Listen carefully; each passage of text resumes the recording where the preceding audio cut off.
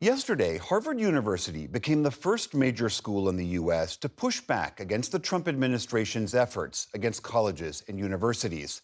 Last week, the administration told Harvard that nearly $9 billion of its federal funding would be in jeopardy if it didn't change its hiring practices and address allegations of anti Semitism. But Harvard rejected that request, writing that, quote, neither Harvard nor any other private university can allow itself to be taken over by the federal government. The administration immediately froze $2 billion in federal grants to the school, and President Trump suggested the school should lose its tax-exempt status if it keeps pushing political, ideological, and terrorist-inspired or supporting sickness. Joining us now is someone from Harvard who supports the university's position. Cornell William Brooks is a professor at the Harvard Kennedy School of Government. Professor Brooks, very good to have you on the program.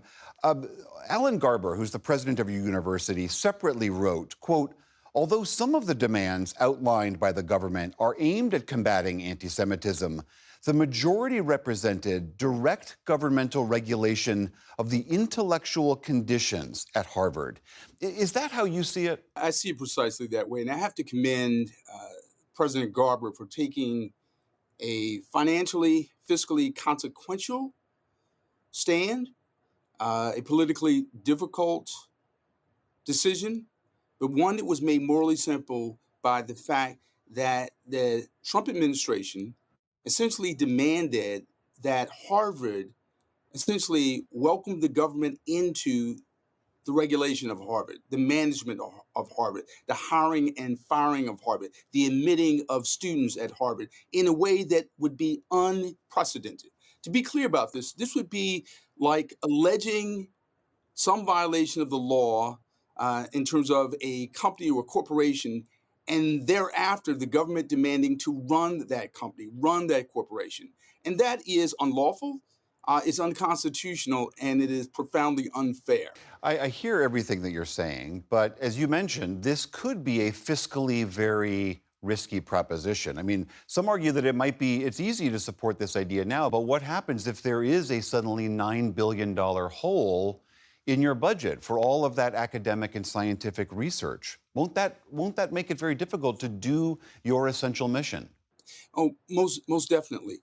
Harvard does research on all manner of illnesses and diseases and conditions afflicting human society, certainly the country. Harvard trains teachers that go into classrooms, public servants that toil away in communities to address poverty, to address education, to address inequities in our society. To lose $9 billion or to have $2 billion frozen affects the mission of the school. But the magnitude of the pain, the size and scope of the risk is an indication of the threat, and it is also a measure of the character of this university. So, in other words, to have a school that's so committed to doing its work, it is willing to risk its financial existence. That's a measure of the threat that we face. Let's be very, very clear about this. When you look at the letter that was sent to Harvard, this list of demands very loosely related, in many cases, in most instances, not related to anti-Semitism at all. It has everything to do with literally poll testing, surveying the faculty, staff, and students as to their political views. A clear violation of the First Amendment. It would invite the government into choosing faculty, admitting students, choosing staff. No university, no college should be willing or can be willing to do such a thing. In his letter to the administration, President Garber did say the university is addressing issues of anti-Semitism. I hear your point that it was a minor part of the Trump administration's claim, but how serious a problem is anti-Semitism at Harvard? Many people believe it is a very serious problem. I take the matter of anti-Semitism seriously. There have been instances at Harvard in which Jewish students have felt threatened. Jewish students have experienced mistreatment. Jewish students have been treated in ways that are not commendable, as we have seen elsewhere in the country.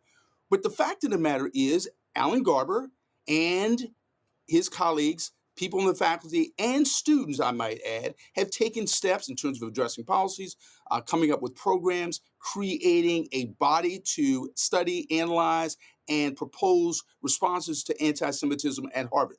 But note this, the demands placed upon Harvard have nothing to do with anti Semitism. And as a civil rights lawyer, I need to be very clear about this. I think it is an insult to the victims of discrimination to use their harms, to use their hurt to accomplish essentially an ideological, partisan, political agenda at their expense. You do have a significant slice of the population that believes that elite universities are liberally biased and that they're inculcating this worldview into students. How do you go about addressing that larger concern, separate from what the Trump administration is doing? Well, one of the things that you can do is that you can make sure that your hiring process is one in which you reach out to all parts of the country, all parts of the political spectrum, and represent the full range of ideas in terms of hiring teaching faculty, research faculty, and certainly everyone who's a part of this academic community. Can we have more of that? I suspect so. But is anyone screening anybody else, anybody out? I don't think so. And I want to be very clear. I teach students from every corner of the country, all parts of the world, all across the political spectrum, and it is an absolute joy. So if there are ways in which Harvard can improve, big government, intrusive government, and academic takeover are not the way to do it. That is Cornell William Brooks at the Harvard Kennedy School of Government. Thank you so much for being here. Thank you. Thank you.